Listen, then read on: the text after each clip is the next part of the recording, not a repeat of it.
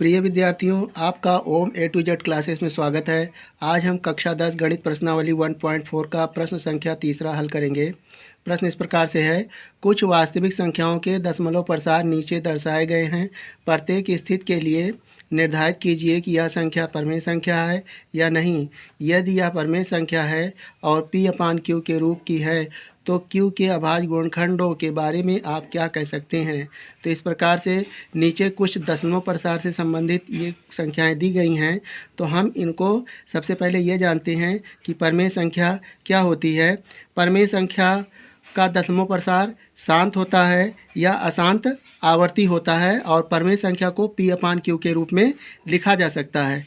तो इस प्रकार से पहला प्रश्न है 43.1 2 3 4 5 6 7 8 9।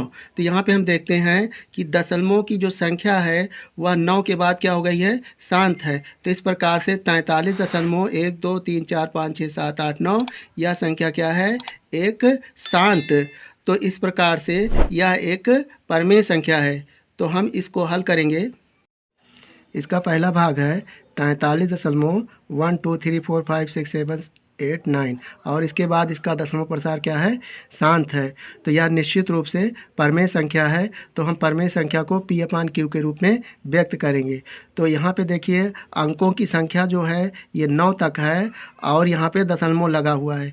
तो इस दशमलव को हटाने के लिए उतने ही जीरो से इसको क्या करेंगे, हम भाग करेंगे। तो इस दशमलव को हम हटा देंगे। तो यहाँ पे लिखेंगे 43.1 2 3 4 5 6 7 8 9 लिखेंगे और उसके बाद इसको उतने ही जीरो से भाग करेंगे। तो लिखते हैं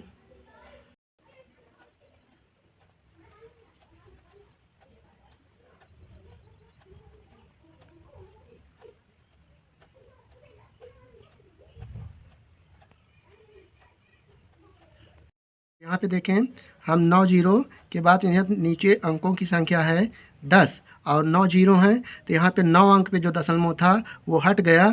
अब इसे लिखेंगे, पुनः इसे लिखेंगे और इसे 10 की घात 9 के रूप में भी लिख सकते हैं। तब लिखेंगे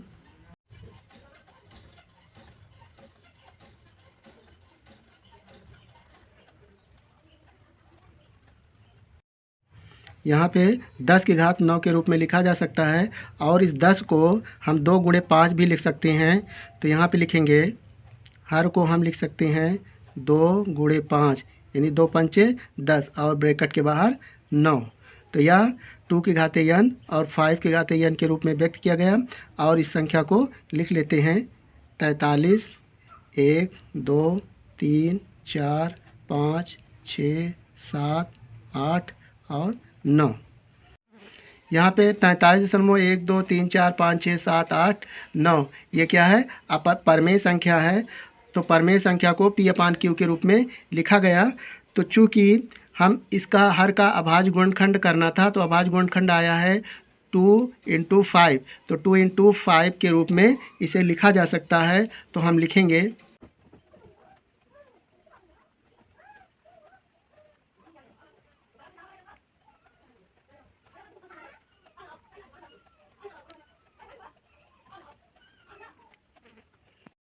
तो यह इसका आंसर आया। अब इसका दूसरा भाग हल करेंगे। तो यहाँ पे हमें दूसरा भाग बताना है कि परमेय संख्या है या परमेय संख्या नहीं है। तो यहाँ पे हम जानते हैं कि परमेय संख्या क्या है। परमेय संख्या का दशमलव प्रसार या तो शांत होता है या अशांत आवर्ती होता है। तो यहाँ पे जो अंकों की संख्या है वह रिपीट भी नहीं होती, अर्थात उसकी बार बार पुनरावृत्ति नहीं होती। तो यह शांत नहीं है। तो इस प्रकार से यह अपरमेय संख्या है। तो हम लिखेंगे इसे अपरमेय संख्या।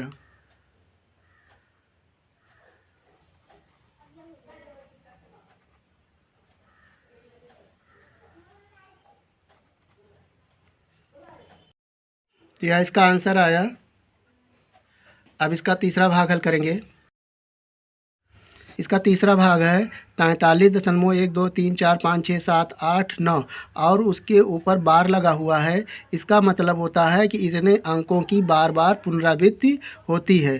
तो यदि इस अंकों की पुनरावृत्ति होती है अर्थात ये रिपीट होता है तो यह एक परमेय संख्या है और परमेय संख्या को हम P/Q के रूप में लिख सकते हैं।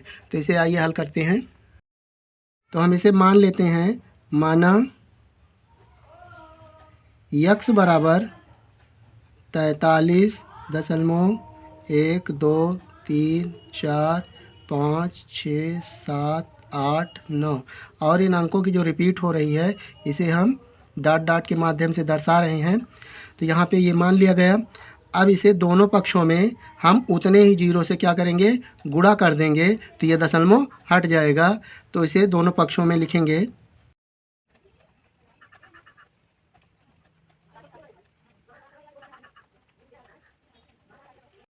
यहाँ पे 1 के बाद 9 जीरो से यदि हम गुणा कर देंगे तो ये दशमलव 9 के बाद लग जाएगा और उसके बाद पुनः 1 के बाद 9 तक गिनती ये डॉट डॉट के माध्यम से लिखा गया है। तो लिखेंगे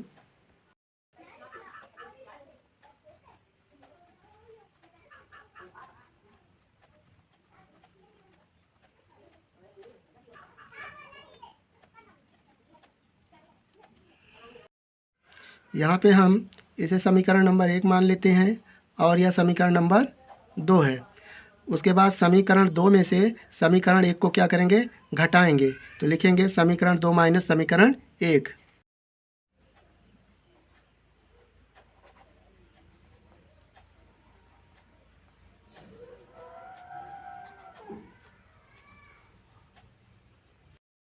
तो यहाँ पे हम पहले समीकरण 2 को लिखेंगे और फिर समीकरण 1 को, उसके बाद घटाएंगे। तो इसे लिखते हैं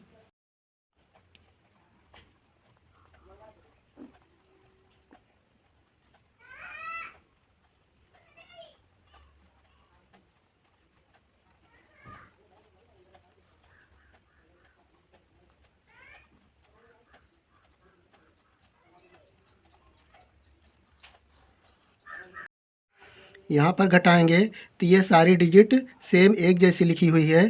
तो यहाँ पे ये कट ही जाएगा और इसके बाद जीरो रहेगा। तो 9 माइनस 3 ये हो जाएगा 6 और 8 में से 4 जाएगा तो 4 और उसके बाद 7 6 5 4 3 2 1 3 4 बराबर।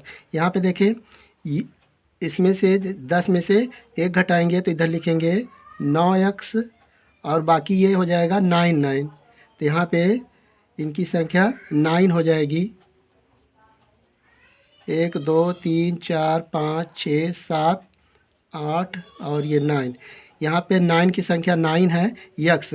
जैसे आप 100 में से, यहाँ पे समझें, जैसे आप 100 में से आप 1 घटाते हैं तो पाते हैं 10 में से 1 जाएगा तो 9 और ये हो जाएगा 9। तो यहाँ पे यदि जीरो की संख्या 2 है और 1 तो यहाँ पे जो 9 है उनकी संख्या कितनी हो गई, 2। यानी जितने जीरो उतने 9। यहाँ पे जो जीरो की संख्या 9 है और इसे घटाने पर 9 यानी 9 बार प्राप्त हुआ है और साथ में यक्स लिखेंगे बराबर ये आया है 4 3 1 2 3 4 5 6 7 और 4 6 यहाँ से यक्स बराबर हो जाएगा। यक्स बराबर इसको लिखेंगे और उसके बाद उसके नीचे इसको लिख देंगे। तो लिखेंगे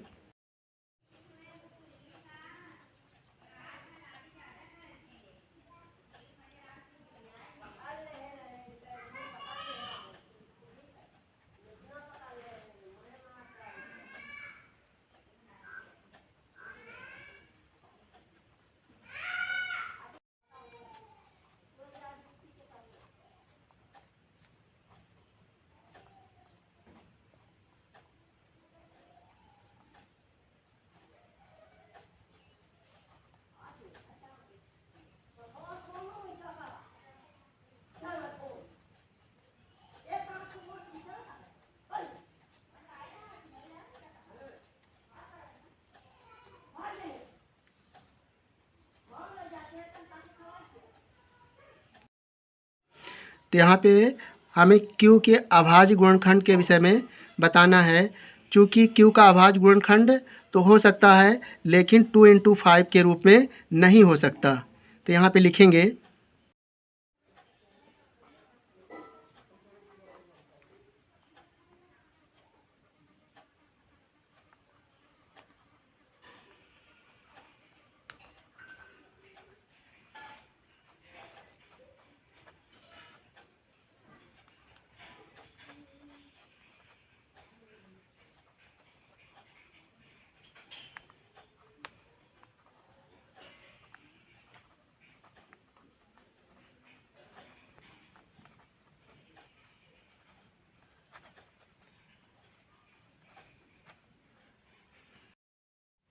मुझे विश्वास है कि इस प्रश्न का हल आपको समझ में आ गया होगा। आप अपना किसी भी प्रकार का सुझाव, डाउट हो तो हमें कमेंट करेंगे।